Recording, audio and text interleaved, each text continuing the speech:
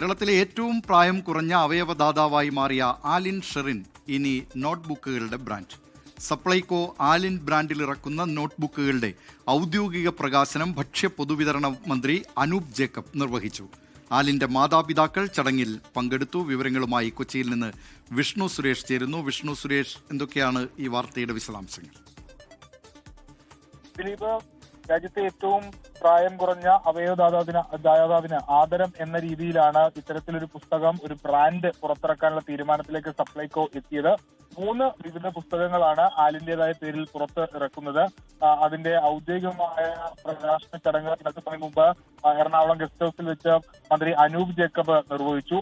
ആലിന്റെ മാതാപിതാക്കൾ എത്തിയിരുന്നു. ഒരു ദൈവനിയോഗമാണ് പ്രതികരിച്ചത്. വലിയ സന്തോഷം ഉണ്ട്.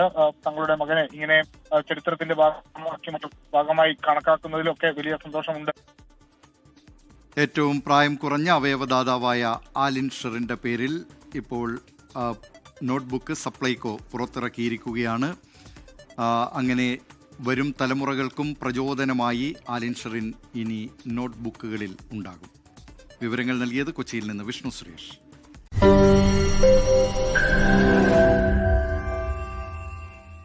ലോകത്തെവിടെയായാലും ഏത് സമയത്തും 24 വാർത്തകളും ഓഗ്മെന്റഡ് റിയാലിറ്റി പാക്കേജുകളും എക്സ്പ്ലെയിനറുകളും വിശദമായി കാണാൻ ഞങ്ങളുടെ യൂട്യൂബ് ചാനൽ നിങ്ങൾക്ക് സബ്സ്ക്രൈബ് ചെയ്യാം.